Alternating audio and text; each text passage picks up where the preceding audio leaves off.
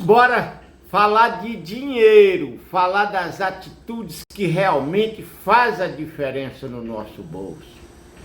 E nós viemos até aqui falando de comportamento, de atitude, falando de todas as necessidades que temos de observar os vieses comportamentais. E agora nós vamos pôr a mão na massa. Agora nós vamos falar de contabilidade. Ah, mas eu não gosto de contabilidade, eu não tenho paciência com contabilidade. Calma, não é aquela contabilidade empresarial, complicada não. A contabilidade, nós vamos fazer a contabilidade básica, familiar ou pessoal, que é o rumo, que é a bússola para a gente chegar onde quer. Aliás, bem en passant, 95% das pequenas empresas que abrem no Brasil fecha com menos de um ano, porque as pessoas acham que contador é só para fazer declaração de imposto de renda ou para pagar menos impostos. E eu vou te dizer que, se parar e pensar bem, eu prefiro pagar o imposto de um lucro do que ser isento de um prejuízo. Bom, mas vamos deixar isso para lá e agora nós vamos concentrar no plano de contas, no planejamento financeiro. E nós podemos fazer esse plano no caderno. Pega lá uma caderneta e faz todas as escritas, anota tudo, pega aquela velha calculadora, faz a soma, faz a subtração, vai te levar para o mesmo lugar de quem usar uma planilha, como nós vamos usar agora. A planilha é um atalho interessante, porque faz cálculos mais elaborados, e a gente tem ali a facilidade de resultado imediato, sem perder o raciocínio. Quem quiser ir mais além, pode ir para um aplicativo, para um programa de computador. O aplicativo você está na mão ali no celular, você tem a tempo e a hora, os gráficos, os resultados, mas fiquem à vontade para fazer na ferramenta que vocês acharem melhor, mais confortável. O importante é fazer, o errado é não fazer. E nós vamos então começar, nós vamos fazer numa planilha de Excel. Quem tiver o mínimo de familiaridade com Excel, verá que é muito simples, é realmente o básico. E nós vamos dividir esse plano em 3 partes. Primeiro nós vamos falar do patrimônio, depois das contas de gastos e ganhos, e depois nós vamos falar dos rendimentos daquilo que sobrou, daquilo que nós conseguimos economizar. Então, vamos arregaçar a manga, dedinho no teclado, mãozinha no mouse e vamos falar de patrimônio. Aqui nós vamos colocar todos os nossos bens. Você já fez uma lista dos seus bens? Você já se preocupou em relacionar seus bens? Pois é, aqui você vai se esforçar para não deixar nada de fora. Você vai pôr dos mais caros aos mais baratos. Não vai esquecer daqueles que está lá no depósito, que está no canto da sala, que está lá atrás na despensa. Ah, é uma tinta que eu comprei, que eu ia pintar a casa, não pintei, a tinta está lá. As ferramentas que eu tenho para mexer com automóvel, está lá no meu depósito. As ferramentas que eu tenho para mexer com eletricidade, eu tenho ferramentas de carpintaria, de marcenaria, eu tenho ferramentas de serralheiro, tudo você vai colocar um por um, anotado, na sua relação de bens. É de suma importância que você coloque tudo e você verá. Mais para frente nós vamos explicar por que dessa importância. Depois que você fizer toda essa relação de todos os bens, você vai para as suas obrigações. Relacione aqui as suas obrigações. Relacione aqui as suas dívidas. Todas elas. Aquilo que está devendo para um parente, aquilo que está devendo para o banco, aquilo que está devendo para a igreja, todas as suas dívidas. Não estou falando de despesa do dia a dia, isso é mais lá para frente. Aqui é só de obrigações assumidas, que não as despesas do dia a dia. Então, nós vamos começar aqui. Você vai no primeiro item, você botou o carro.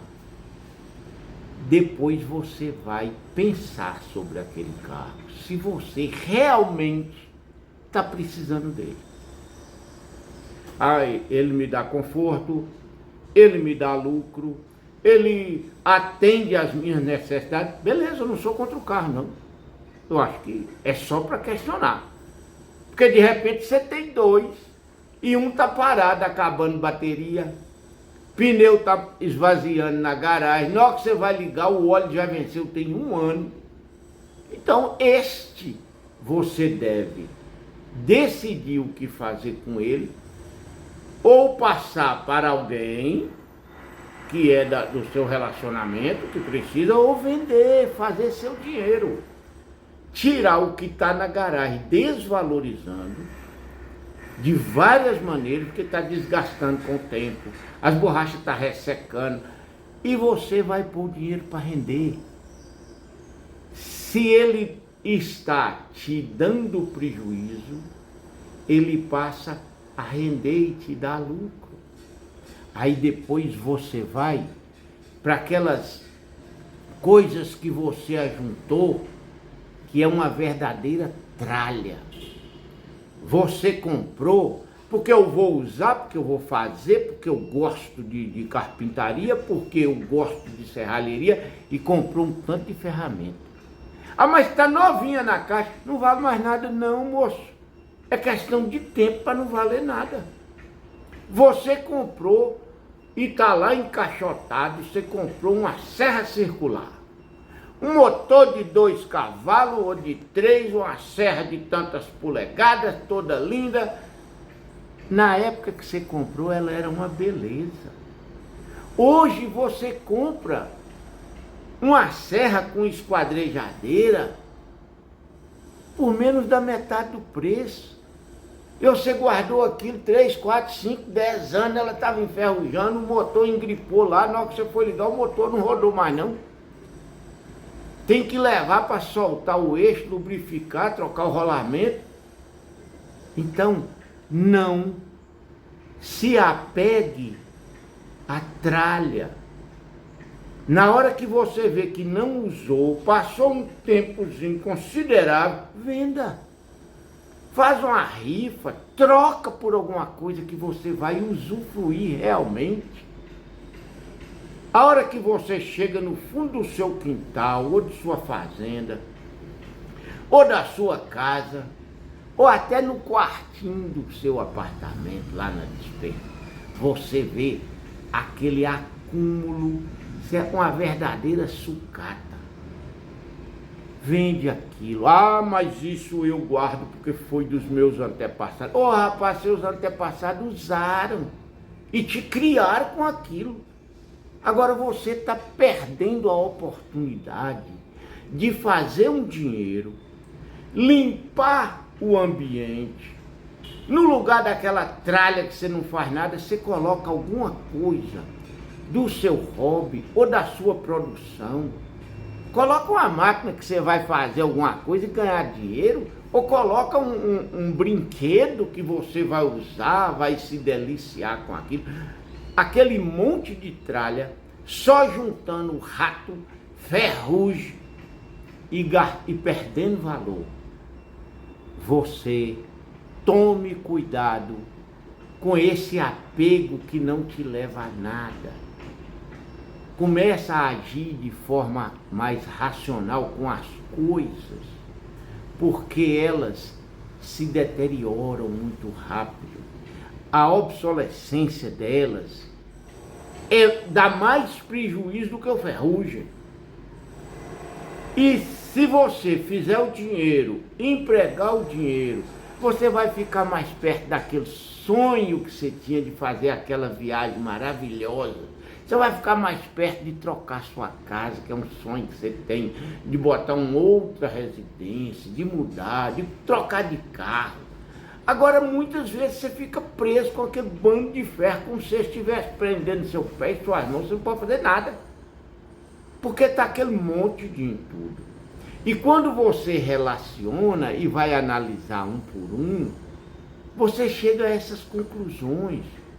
Sem relacionar você, até por certa conveniência, você faz de conta que não está lembrando. Ah, porque dá trabalho, eu vou tirar isso para quê? Isso lembra do meu... é antiga, eu quero... Bom, se for coleção, eu te garanto que ela está polida, limpinha. De tempos em tempos você vai lá, olha, pega o que é duplicata e troca para botar um item novo. Você mantém aquela coisa limpa.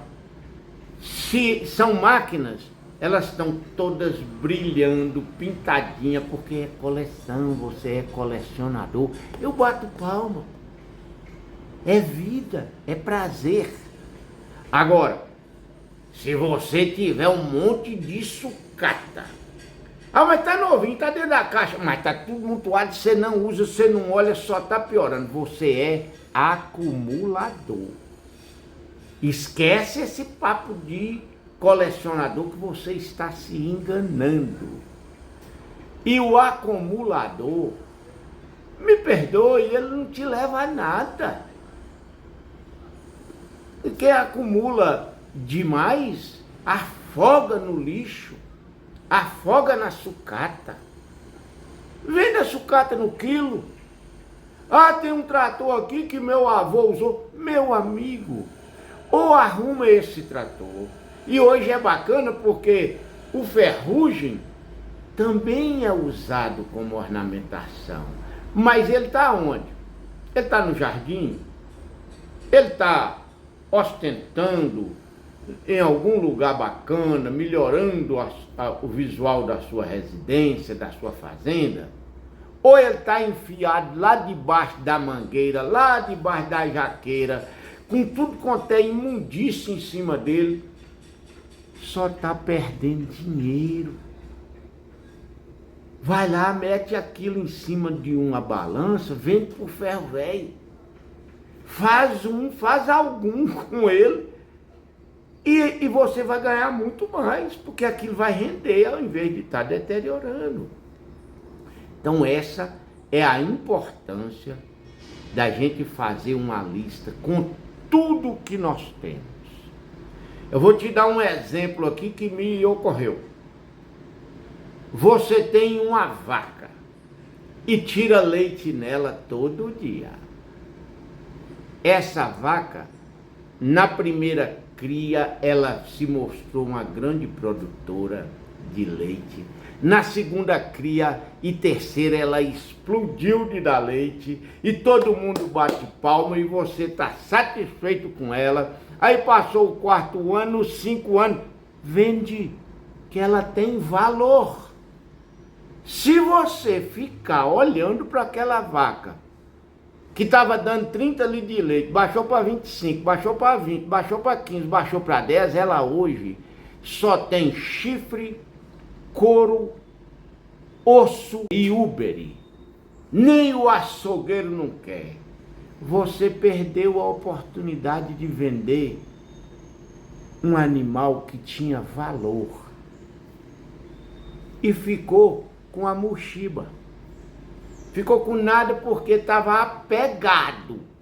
A mesma coisa acontece com ferramenta. acontece com material de construção, acontece com coisas que estão dentro da sua casa, só pegando poeira e dando trabalho para limpar. Quando você vai olhar um armário, está cheio de confusão, os guarda-roupa não cabem mais, as despensas tudo lotada. Então, façam essa lista dos seus bens para você discernir o que você vai conservar, o que é do seu interesse e o que está te atrapalhando com espaço e financeiramente. Aí você entra nas dívidas, anote todas, põe todas as obrigações e tudo isso você tem que pôr com o preço atual. Na hora de colocar o valor, não vai pôr o valor de compra não. Os bens com valor de compra já estão depreciando. O que valorizou, parabéns. O bens que valorizou, bate palma para ele, conserva ele. E aquele que está desvalorizando, você é um sinal amarelo. E as dívidas, também você tem que atualizar com o valor de hoje, porque seu carro ontem você devia 20 prestações. Mas hoje você deve só 19, o mês passado era 20. Você pagou uma, sobrou 19, você tem que abater. E assim você vai dar um verdadeiro balanço mensal ou semestral, dependendo da sua conveniência, nos seus bens e vai ver que sempre terá alguma coisa em que você pode fazer uma melhoria. No próximo post, nós vamos falar de receitas e despesas. E agora, para a sua reflexão, quem não zela e quem não valoriza o que tem, não merece ter. Namastê e até a próxima postagem.